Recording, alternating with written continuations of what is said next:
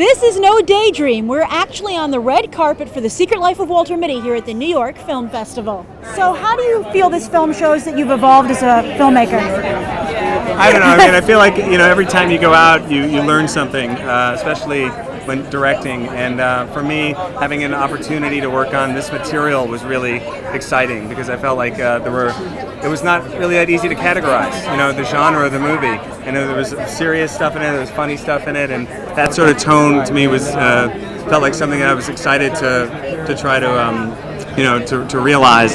And it was a great script and a great bunch of people, and so I was just excited to have the opportunity to work on it. This has been quite the odyssey for you. It has. What made you decide finally that with Ben Stiller this movie was a go?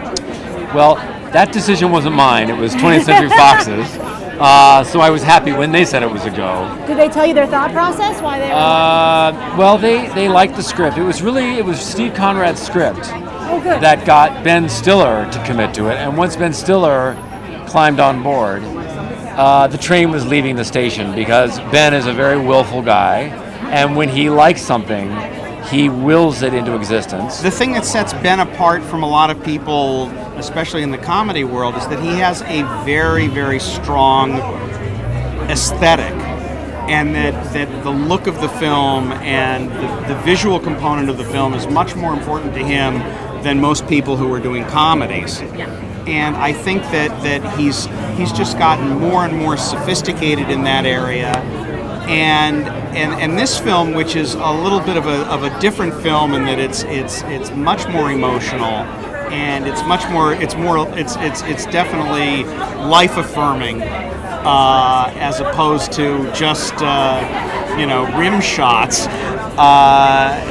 He really is delivering a more sophisticated film. You're involved in this transition for Life magazine to a digital site. Right. Why do you think it's important for this film to address the issue of transitioning to the digital age? I think it's a really interesting subject. I think there's something we're losing a little bit when we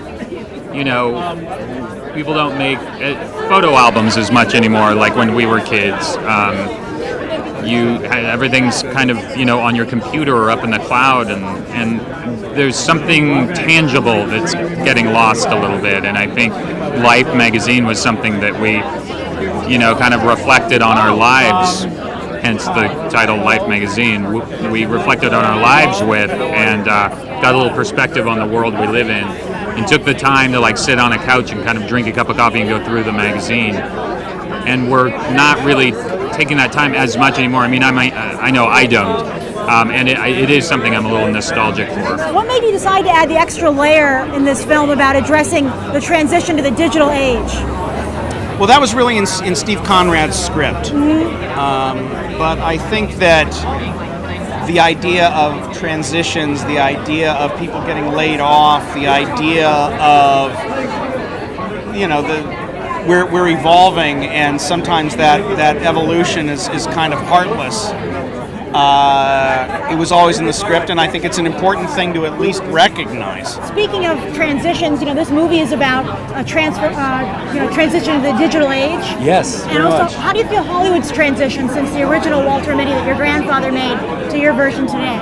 How is the movie different, or how's Hollywood different? Well, Hollywood is it's a different universe. The days of Sam Goldwyn were the days of the moguls. They controlled everything. They controlled the talent. They controlled the distribution. They controlled who saw what, when, how. We no longer have a captive audience in the world. What the digital age has made possible is for people, the audience, to pick and choose what they want to sample. So it's almost impossible to harness their attention. It's almost impossible to captivate them. And that's a very fundamental difference between when he was doing it and now what we're doing. You have a pretty cool product placement for Cinnabon in this movie. Right? Oh, that's right. Did you get any free Cinnabon? No, I did. You know what? I like Cinnabon, okay. I just can't eat them, A, because I'm horribly fat, and B, they are so sweet that I kind of can't take it. Cinnabon is, you know what Cinnabon is? And I'm saying this out of respect. Cinnabon is the 151 rum of snacks. You've got to be ready to have one.